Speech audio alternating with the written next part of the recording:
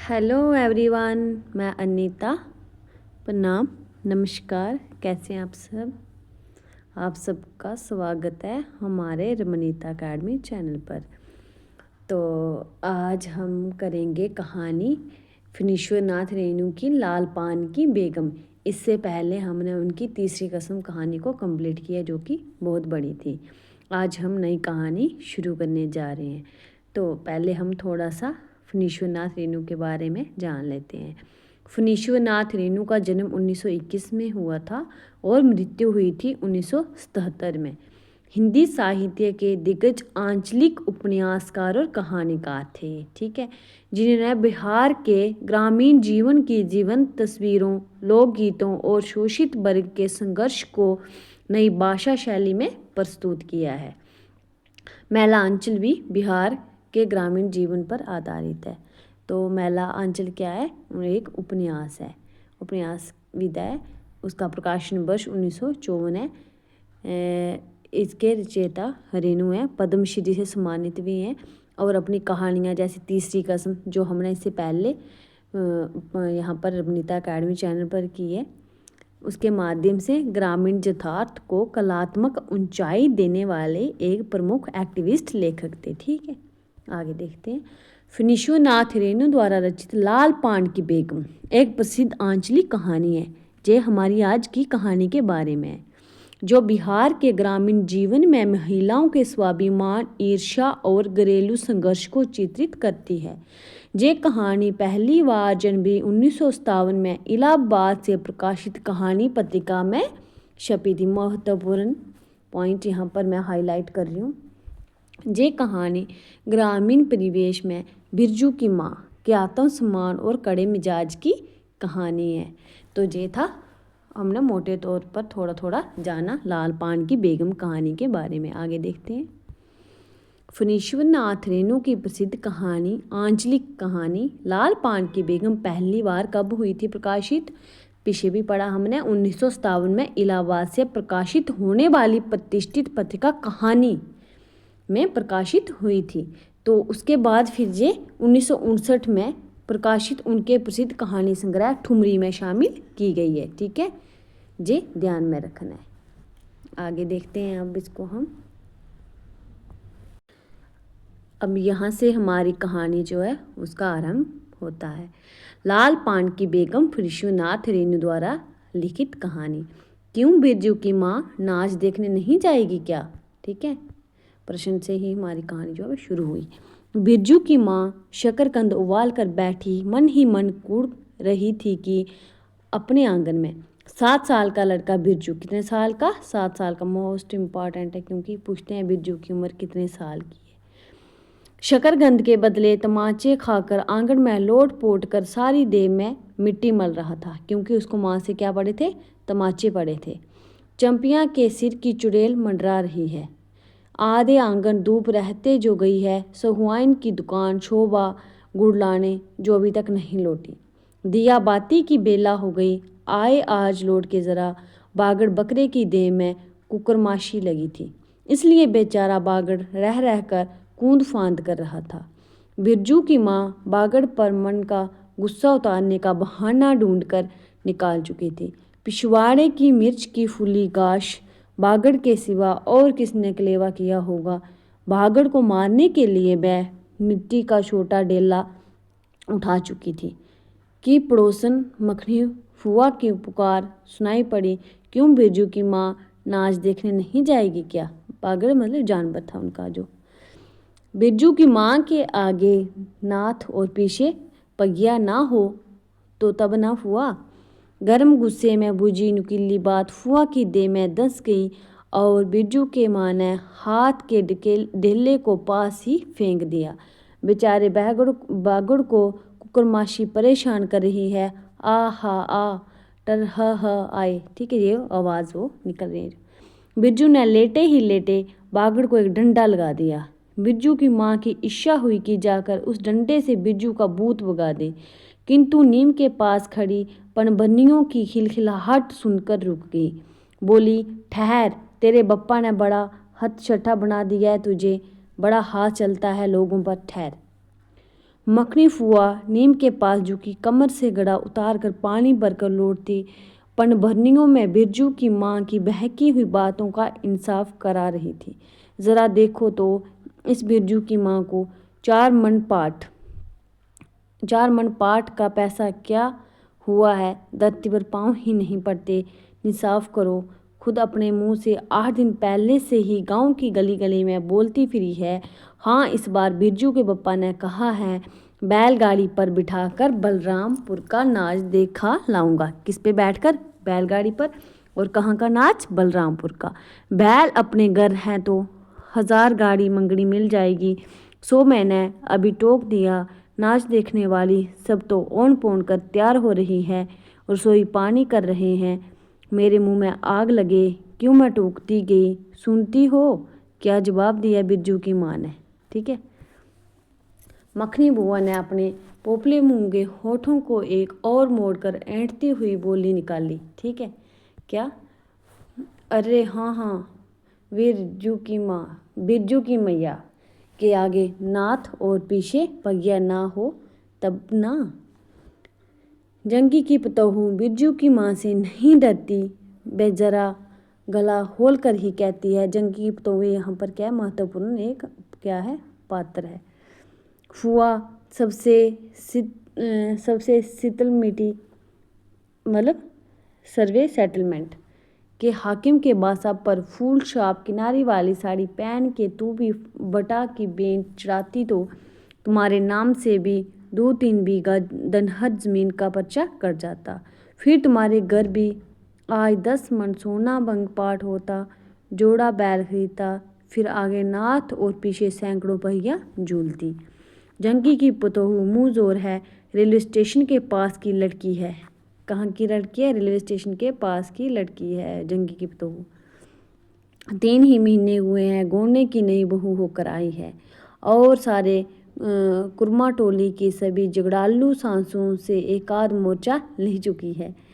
उसका ससुर जंगी दागी चोर है, सी किलासी है। उसका खसम का क्या नाम है? रंगी।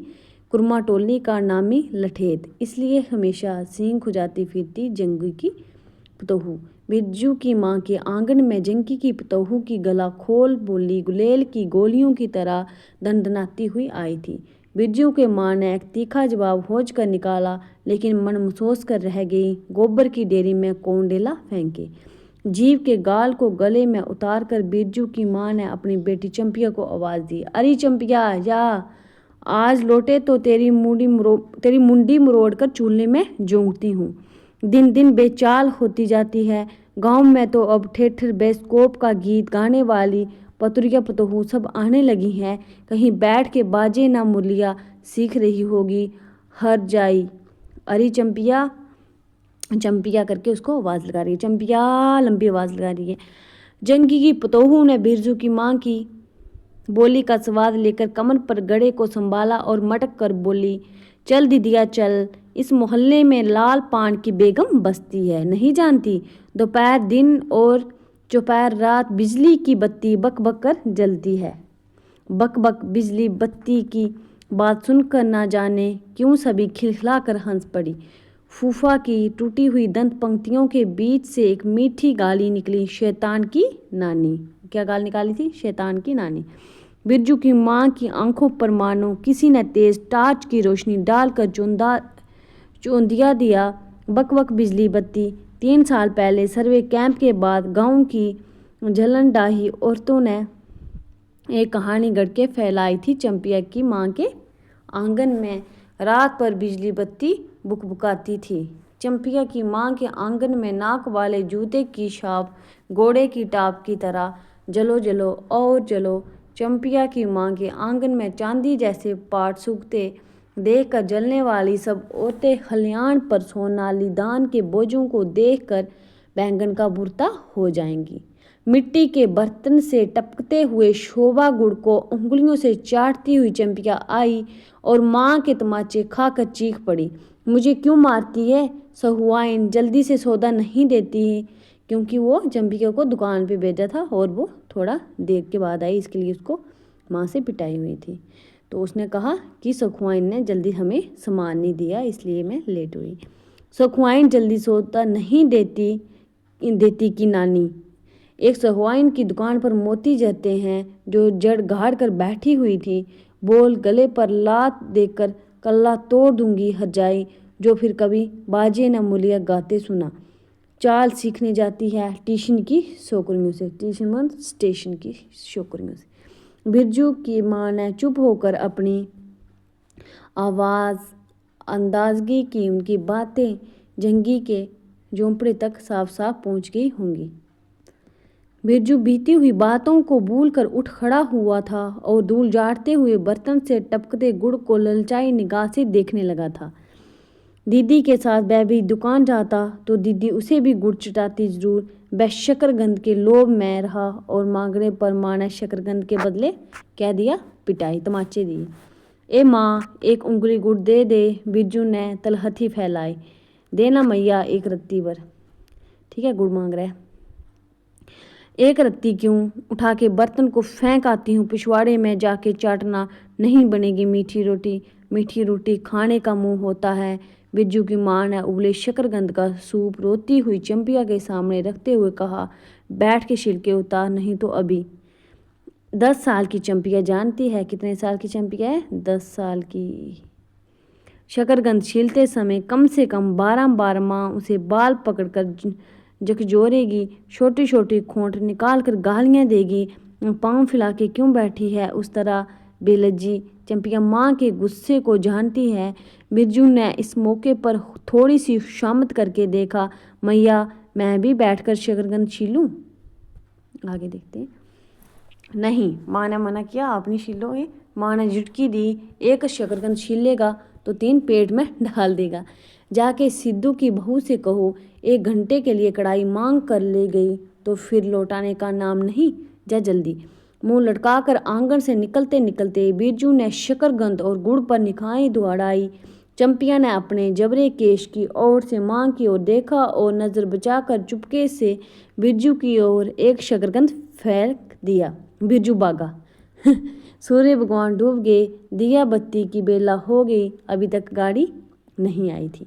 चंपिया बीच में ही बोल उठी, कोयरी टोले में किसी ने गाड़ी नहीं दी मैया। बप्पा बोले, माँ से कहना सब ठीक ठाक करके तैयार रहो, मलदिया टोली के मियाँ जान की गाड़ी लाने जा रहा हूँ। क्योंकि जो कोयरी टोली थी उन्होंने गाड़ी नहीं दी थी, तो वो कहाँ गए थे फिर? मलदिया टोली के मियाँ जान की गाड़ी लाने।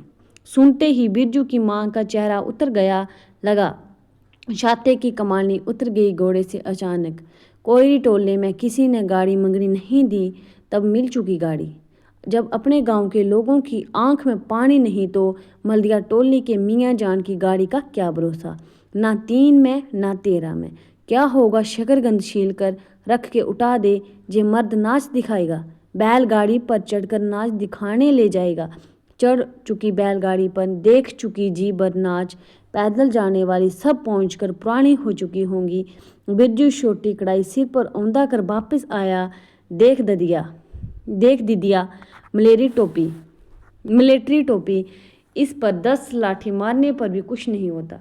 चंपिया चुपचाप बैठी रही, कुछ बोली नहीं, जरा सी मुस्कुराई भी नहीं। बिरजू ने समझ लिया मैया का गुस्सा अभी उतरा नहीं है पूरे तौर से। मड़ैया के अंदर से बागड़ को बाहर भगाती हुई बिरजू की माँ बड़बड़ाई, कल ही पंचकौड़ी कसाई के हवाले करती हूँ राक्षस तुझे, हर चीज़ में मुंह लगाएगा। चंपिया बांध दे बागड़ को, खोल दे गले की घंटी, हमेशा टुनर टुनर मुझे जरा नहीं सुखाता है। टुनर टुनर सुनते ही बिरजू को सड़क से जाती हुई बैलगाड़ियों की याद हो आई। अभी बबुआन टोले की गाड़ियां नाच देखने जा रही हैं। जुनर जुनर बैलों की जुमकी तुमसे सुनो। ठीक है, आगे देखूं। बेसी बकबक मत करो, बागड़ के गले से जुमकी खोलती बोली चंपिया। ठीक है, आगे।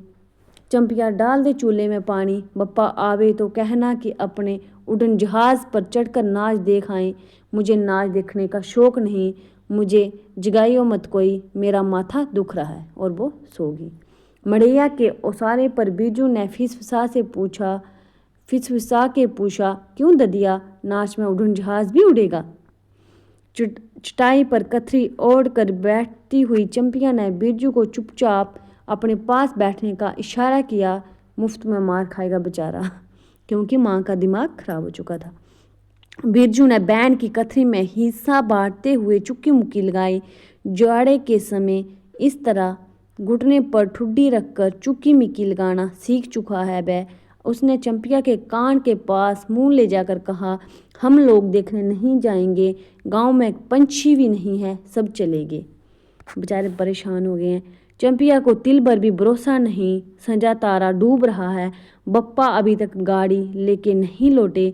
1 महीना पहले से ही मैया कहती थी बलरामपुर के नाच के दिन मीठी रोटी बनेगी। चंपिया शीट की साड़ी पहनेगी, बिरजू पैंट पहनेगा, बैलगाड़ी पर चढ़कर हम जाएंगे। चंपिया की भीगी पलकों पर एक बूंद आंसू आ गया। बिरजू का भी दिल भर आया। उसने मन ही मन में इमली पर रहने वाले जिन बाबा को एक बैंगन को बोला, गाछ का सबसे पहला बैंगन। उसने खुद जिस पौधे को रोपा है, जल्दी से गाड़ी लेकर बप्पा को भेज दो जिन बाबा।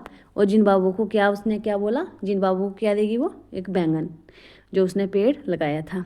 मड़ैया के अंदर बिरजू की माँ चटाई पर पड़ी करवटें ले रही थी। पहले से किसी बात का मंसूबा नहीं बांधना चाहिए किसी को। भगवान ने मंसूबा तोड़ दिया। उसको सबसे पहले भगवान से पूछना है, जे किस चूक का फल दे रहे हो बोले बाबा। अपने जानते उसने किसी देवता पितर की मान मनौती बाकी नहीं रखी।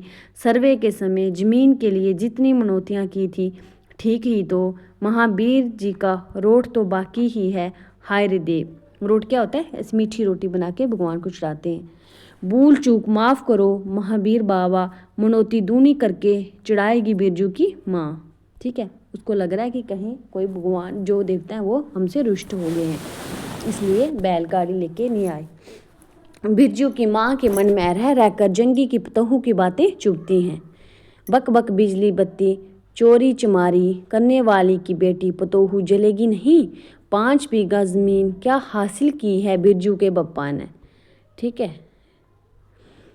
गांव की बाई खोखियों की आंखों में किरकिरी पड़ गई है। खेत में पाट लगा देखकर गांव के लोगों की छाती फटने लगी। धरती फोड़कर पाट लगा है। बैसाखी बादलों की तरह उमड़ते आ रहे हैं पाट के पौधे। तो अलान तो फलान, इतनी आंखों की दार बला फसल सही। जहाँ 15 मन पाट होना चाहिए, सिर्फ 10 मन पाट कांटा पर तोल के ओजन हुआ भक्त के यहाँ।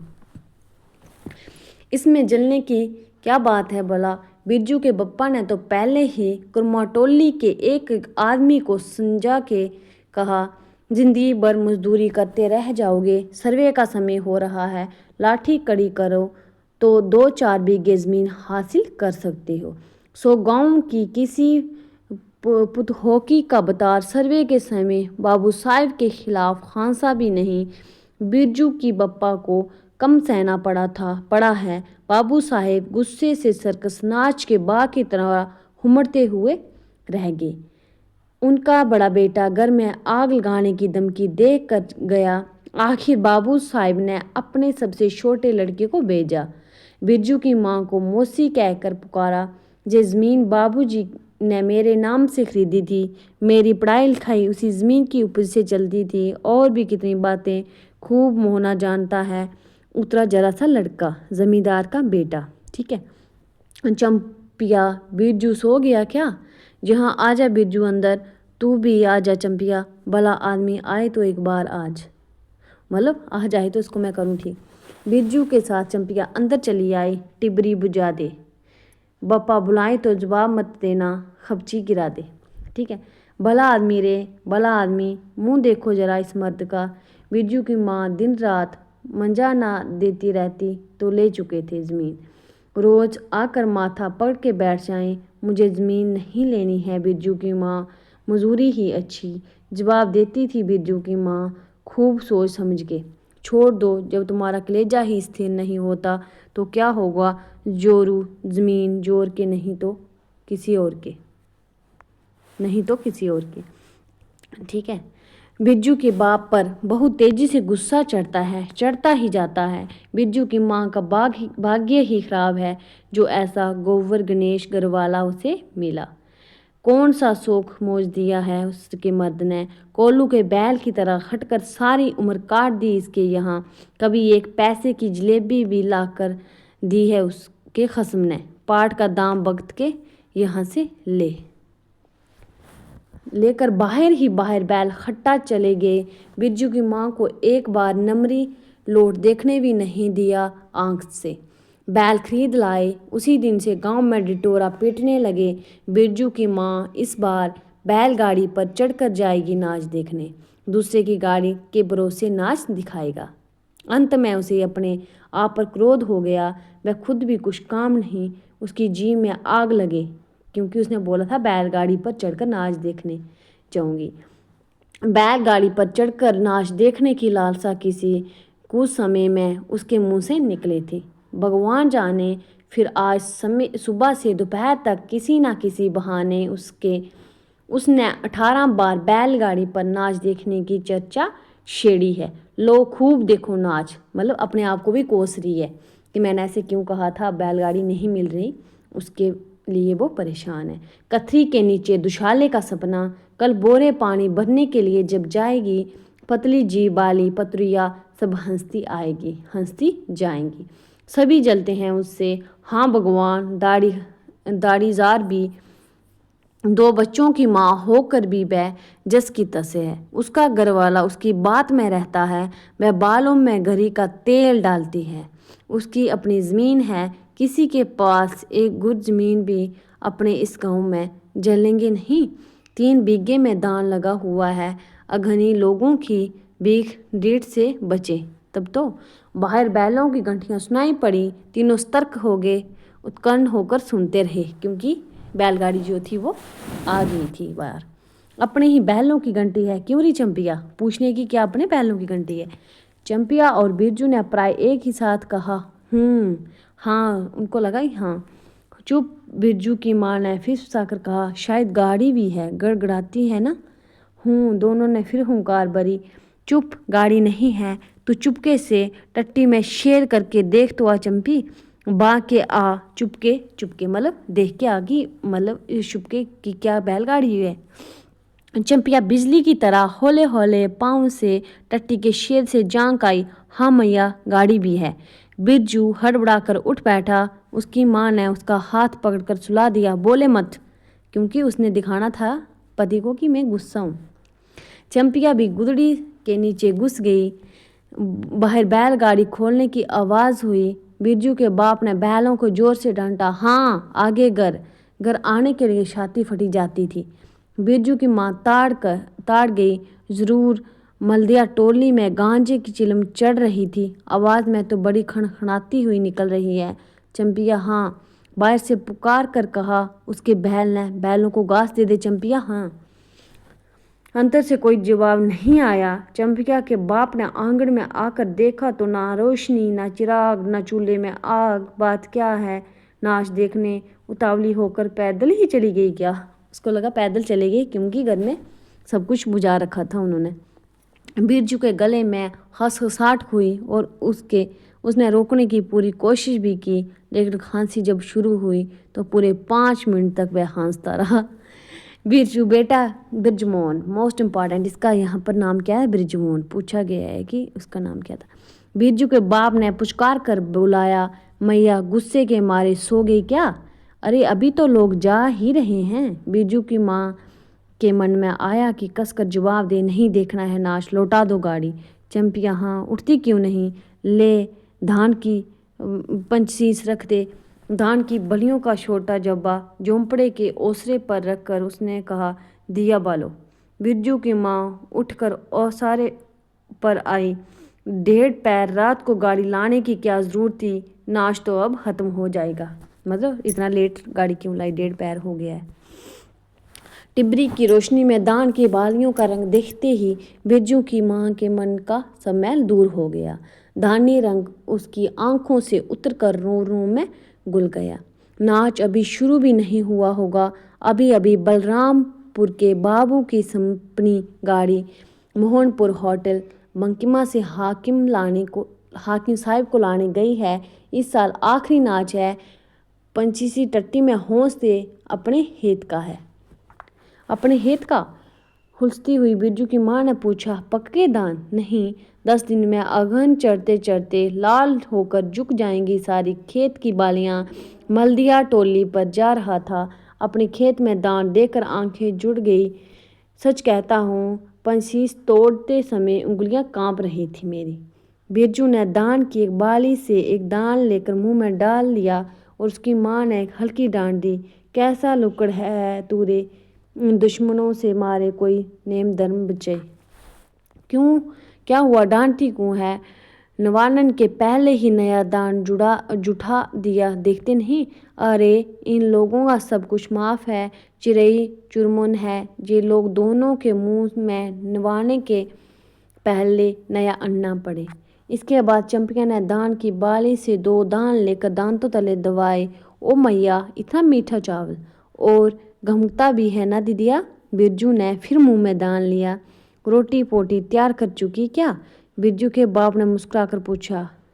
माँ नहीं, मान बड़े सुर में बोली बिरजू की माँ। जाने का ठीक ठिकाना नहीं और रोटी बनाती। वाह, खूब हो तुम लोग। जिसके पास बैल हैं उसे गाड़ी मंगनी नहीं मिलेगी भला। गाड़ी वालों को भी कभी बैल की ज़रूरत होगी। पूछूंगा तब कोई रिटोली वालों से ले जल्दी से रोटी बना दे, देर नहीं होगी। अरे टोकरी भर रोटी तो तू पलक मारते बना देती है। 5 रोटियां बनाने में कितनी देर लगेगी?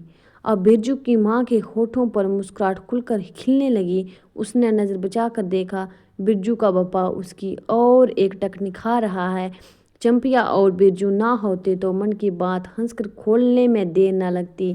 चंपिया और बिरजू ने एक दूसरे को देखा और खुशी से उनके चेहरे जगमगा उठे। मैया बेकार गुस्सा हो रही थी ना? चंपी जरा गैलसार में खड़ी होकर मखनी फुआ को आवाज़ दे तो। ए फुआ, सुनती हो फुआ, मैया बुला रही है। फुआ ने कोई जवाब नहीं दिया, किंतु उसकी बड़बड़ाहट स्पष्ट सुनाई पड़ी। हाँ, अब फुआ को क्यों गुहारती है? सारे टोलने में बस एक फुआ ही तो बिना नात पगिया वाली है। अरे फुआ, बिरजू की माँ ने हंसकर जवाब दिया। उस समय बुरा मान गई थी क्या? नाथ पगिया वाले को आकर देखो, दोपहर रात में गाड़ी लेकर आया है। आ जाओ फुआ, मैं मीठी रोटी पकाना नहीं जानती। ठीक है। फुआ कांकती खांसती आई। इसी के घड़ी पहर दिन रहते ही पूछ रही थी, नाच देखने जाएगी क्या? कहती मैं तो पहले से ही अपनी अंगीठी यहाँ सुलगा जाती। बिरजू की माँ ने फुआ को अंगीठी दिखला दी और कहा, घर में अनाज दाना वगैरह तो कुछ है नहीं, एक बागड़ है और कुछ बर्तन बासन। सो रात भर के लिए यहाँ तंबाकू रख जाती हूँ। अपना हुक्का ले आई हो ना फुआ? फुआ को तंबाकू मिल जाए तो रात भर क्या 5 रात बैठकर जाग सकती है। फुआ ने अंधेरे में टटोल कर तंबाकू का अंदाज किया। ओहो, हाथ खोल कर तंबाकू रखा है बिरजू की माँ ने, और एक वह है सहुआइन। राम को हो, उस रात को अफीम की गोली की तरह एक मटर भर तंबाकू रखकर चली गई गुलाब बाग मेले और कह गई कि डिब्बी भर तंबाकू है। ठीक है। बिरजू की माँ चूल्हा सुलगाने लगी। चंपिया ने शकरकंद को मसल कर गोले बनाए और बिरजू सिर पर कढ़ाई औंधा कर अपने बाप को दिखाने लगा। मिलिट्री टोपी, इस पर 10 लाठी मारने पर भी कुछ नहीं होगा। ठीक है। कौन सी टोपी ली थी उसने? मिलिट्री। सभी ठठाकर हंस पड़े। बिरजू की माँ हंसकर बोली, ताखे पर 3-4 मोटे शकरकंद हैं, दे दे बिरजू को। चंपिया बेचारा शाम से ही मांग रहा था या भूखा था, कुछ भी कहने का मतलब है। बेचारा मत कहो मैया, खूब संचारा है। अब चंपिया चहकने लगी। तुम क्या जानो कथरी के नीचे मुंह क्यों चला रहा था बाबू साहिब का, मतलब वो छुप छुप के खा रहा था। ही बिरजू के टूटे दूध के दांतों की फांक से बोली निकली, ब्लैक मार्टिन में 5 शकरकंद खा गया। हाँ हाँ। सभी फिर ठठाकर हंस पड़े। बिरजू की माँ ने फुआ का मन रखने के लिए पूछा, एक कणवा गुड़ है, आधा दूं फुआ? फुआ ने गदगद होकर कहा, अरे शकरकंद तो खुद मीठा होता है उतना क्यों डालेगी? जब तक दोनों बैल दाना घास खाकर एक दूसरे की देह को जीभ से चाटें। बिरजू की माँ तैयार हो गई। चंपिया ने शीट की साड़ी पहनी।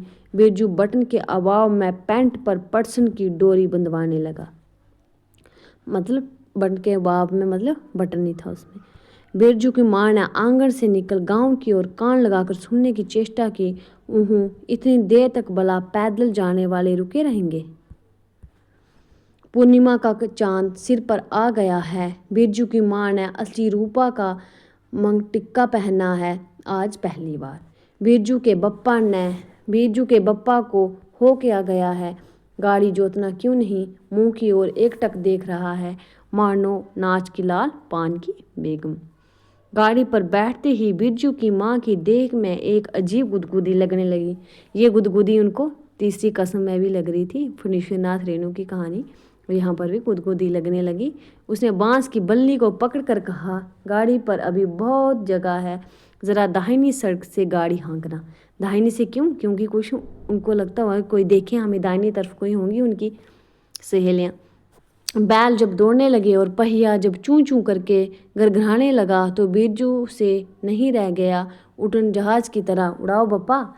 गाड़ी जंगी के पिछवाड़े पहुंची। बिरजू की माँ ने कहा, जरा जंगी से पूछो ना, उसकी पतोहू नाच देखने चली गई क्या? गाड़ी के रुकते ही जंगी के झोपड़े से आती हुई रोने की आवाज़ स्पष्ट हो गई।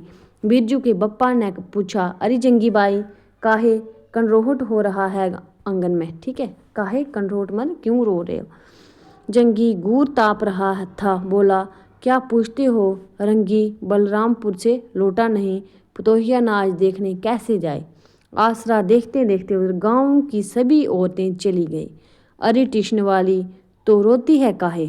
ठीक है, जंगी की बहू को टिशन वाली बोला है। बिरजू की माँ ने पुकार कर कहा, आ जा, जट से कपड़े पहनकर, सारी गाड़ी पड़ी हुई है, बेचारी आ जा जल्दी। बगल के झोंपड़े से राधे की बेटी सुनरी ने कहा, काकी गाड़ी में जगह है क्या, मैं भी आऊँ?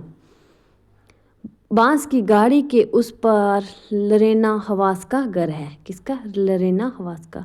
उसकी बहू भी नहीं गई है, गिलट का झुमकी कड़ा पहनकर जमकती आ रही है। आजा, जो बाकी रह गई है सब आ जाएं जल्दी। ठीक है, सभी ठठाकर हंस पड़े।